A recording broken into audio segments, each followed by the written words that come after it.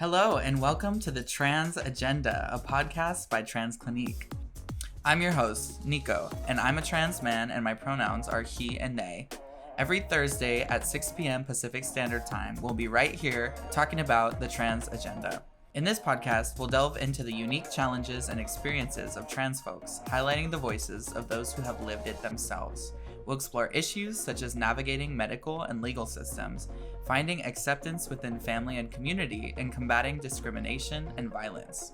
Our guests will share their personal stories and expertise, providing valuable insights and perspectives on this often misunderstood aspect of the human experience.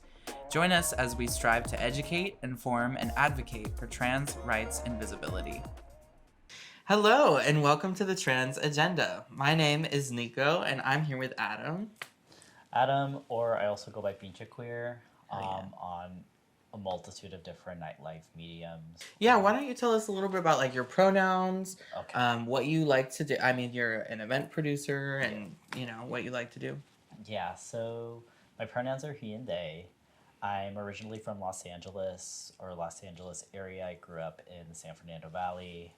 The bulk of my nightlife portfolio started in downtown LA. I started go-go dancing, and I was throwing parties at the Lash before the venue had reconfigured to a different direction in 2018-19. And I was also go-go dancing frequently at Precinct and Redline. And then the pandemic happened, and so I took a brief pause. And then in 2021, between 2019 to 2021, I took a trip to SF. Thanks to Nico. He booked me at El Rio for the first time, and I think that was my first exposure to that San Francisco nightlife scene. Oh, you for Drip. Yeah. For Drip, at El Rio. And, but I also knew like a few other folks that were already up here. I stumbled a little bit into the drag scene for a while between LA and SF. 2021, I noticed all the flights were pretty cheap. And then around that time, I met my fiance Beverly in LA, and she was already living up here. And then quite after, I accepted a job in harm reduction. I live in the city of SF now. We have 2 dogs, Oscar and Chloe. They're probably sitting down watching this with us. But since then, I do a party called NETA. I'm a DJ. I go dance frequently within Soma and the Castro, and sometimes in Oakland every now and then. But I've been doing that the past 2-3 years now. And I also am about to hit a year of no alcohol. Maybe not that much drugs. So I'm also navigating nightlife with a completely different lens. Like, I think way before, like, pre-COVID, it was just mostly focused on, like, partying and, you know, getting as fucked up as much as possible to now just, like, treating it as, like, my bread and butter, treating it as a job and taking it seriously. I wonder, like, you know, because a lot of us do get caught, right, in that wheel of like wake up and do it again. And I want to go back to kind of your beginning and like, why did you start throwing events? You know, who was the Adam who decided to do Basura? So Basura was my Latinx reggaeton party at the Lash. I was doing a monthly Wednesday to a monthly Thursday night, and you know, I noticed that there was like there were things that were happening that were trans-centered. They just weren't happening in the scope of nightlife or as frequently as I would have liked to.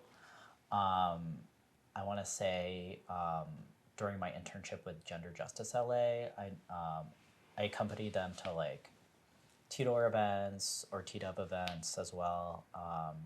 I saw the amount of community that was occurring. I saw the frequency that was happening, but none of it was happening in like under the scope of nightlife. Right, so you're seeing like there's all these people who want to gather in community, Right. but it's not happening. It's So not happening at the you club. were that missing link. So that's really cool, And did you feel like when you started doing those events, that you were kind of met with the LA community, the queer community, with open arms doing trans events, or how did you feel about that? It was. I want to say in the beginning it was a little bit tough. There were just some. I did have some creative. There were moments where I've had like creative blocks on like what to do for the flyer concepts, what to curate. There was definitely a lot of heavy lifting in the beginning, and then as soon as I kind of figured out, how to go about it, there was definitely a lot of. It was definitely receptive with the people who felt like there needed to be spaces like that. Also, something that I noticed that there was an empty gap when it came to like go-go's, like trans masculine go-go's. There was definitely trans women who were dancers or like kind of worked as like pole dancers. Like for example, there was Jolene for a while, not the bar in SF. Yeah. No, the party that would happen monthly. It was a monthly Wednesday night showcasing trans women and pole dancing by our friend Daphne. Yeah. Yeah. And she's been on the podcast. Actually. Oh yeah. Yeah. So something that I noticed that there were different gaps in nightlife that weren't really being addressed. Like there could be more trans go-go's, trans DJs, trans performers, like etc. There's a whole like spectrum of trans visibility that's still needed even to this day. And so Basura definitely catapult that. And so that's why I'm doing NETA.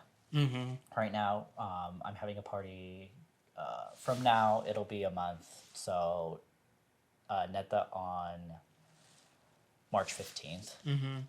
So yeah, having to continue that trajectory is really important to me. Well, and what I really like about your events is you're so good. This is something I struggle with is concept. I feel like your concepts are always so crystal clear. Like, you know exactly like what you're doing and you know what it needs to look like and you know the music that needs to be. So I want to talk a little bit about your creative process and how you come up with like, I loved the flyer for Chiquis and like all these different things. Like, how do you come up with all these things? I'm inspired by a lot of things outside of nightlife. I want to say what's responsible for that is like film and pop art references.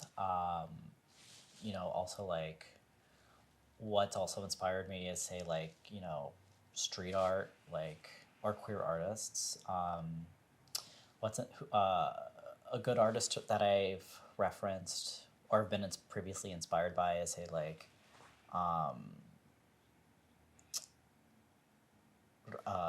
Rafa Esparza has been one, Keith Haring, just to throw out a few. I know for a while I was inspired by my friend Marcela Alcala as well.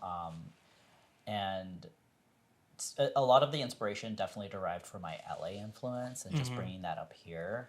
And that's pretty much a bulk of like the mood that I'm constantly going for is bringing kind of like the LA vibes up here. We need it. And just because also there hasn't been a lot of, I want to say like a lot of the parties can be whitewashed. Not that it is, but that could be the frequency of the people who do go to like queer events is like it could be very gentrified or whitewashed in a sense where it may feel people who really need the space, limit their outlets to nightlife. And so I think when I come up with a concept, it needs to be receptive to like the person who needs a space like that. Yeah, and I really like what you said there is it needs to be receptive to a person who needs a space like that.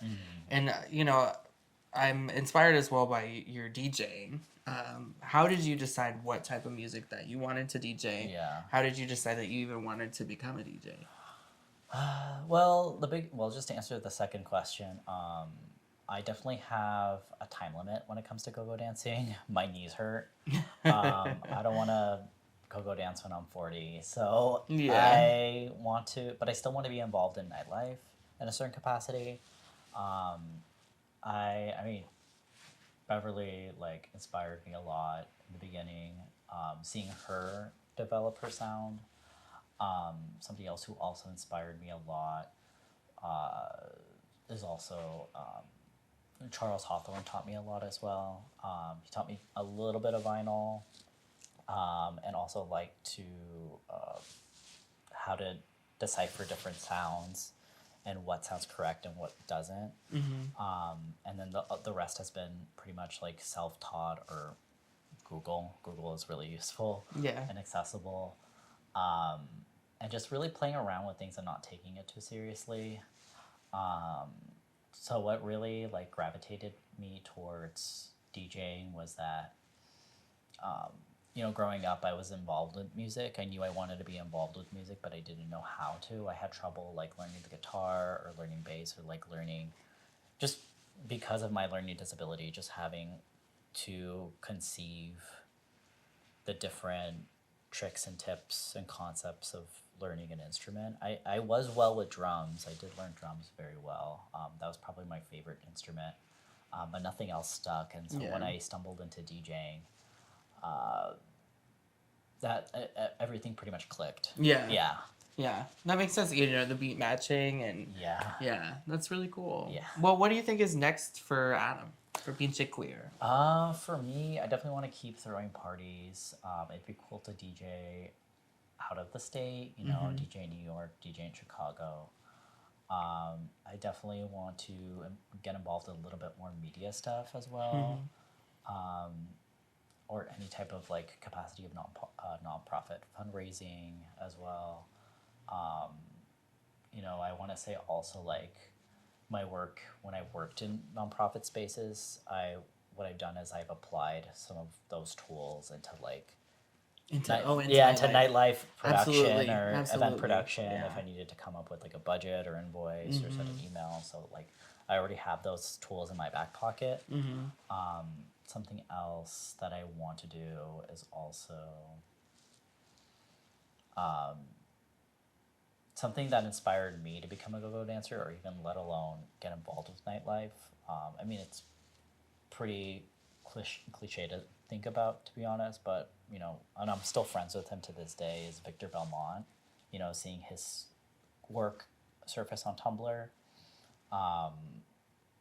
inspired me to also, like, strive for those spaces or be involved in those spaces in, like, a certain capacity when he was doing stuff in SF. And so I think the impact of having more trans nightlife people or trans people working in community spaces, just making sure that they have the tools ready, and doing a little bit more mentorship towards that. That's awesome. So I've helped a couple of my friends like start up go-go dancing as transmasculine people. And so seeing them kind of like take on the tools or do things that I didn't do in the beginning really like is very refreshing. What would be like some of those tools that you would tell people? Definitely having strong boundaries. People are very handsy. I mean, they're in a bar, they're drinking. Just making sure that you stand your ground. Don't take a gig in terms of like compromising your safety. If you're not ready to do it, don't do it. Make sure that you're 100% ready, or do it when you feel ready.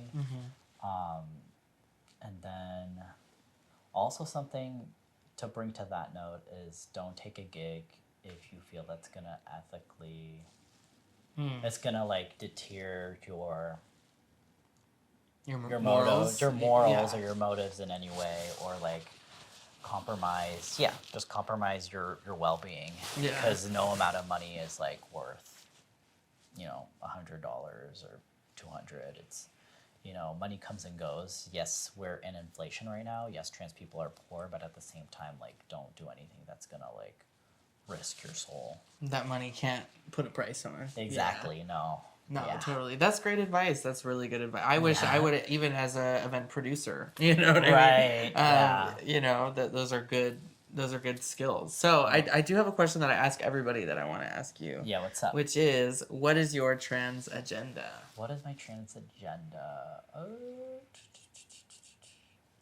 I would say, oh, that's a good one. Continue to be curious. I think we don't have a habit, or we should have a habit of asking ourselves why, and just keep dwelling on the why, if that makes sense. Like, instead of wondering, just begin to wonder to yourself, like, why is something that is, and then just keep looking for the answer. Right. Because then, like, why do people expect me to be this way? Right. Yeah. Just keep asking yourself why. Continue to stay curious, because it could take you places. Nice. Yeah. Yeah. That's a great way to be trans, is to be curious. I love exactly. that. Yeah. All right. Well, thank you so much for coming on the podcast. Yeah, of course. Thanks, Nico, for having me. Yeah. Yeah. Trans individuals face unique challenges every day. From accessing healthcare to navigating legal systems, it is crucial that we work towards creating a society that is inclusive and supportive of people of all gender identities. This means advocating for policies and practices that prioritize the health and well-being of trans individuals, as well as challenging discriminatory attitudes and behaviors where they exist. By coming together to support and uplift trans voices, we can create a brighter and more equitable future for everyone. Thank you for listening, and let us continue to work towards a world where trans individuals can thrive. Follow us on all social media platforms @transclinique, and don't forget to like this video and hit the subscribe button.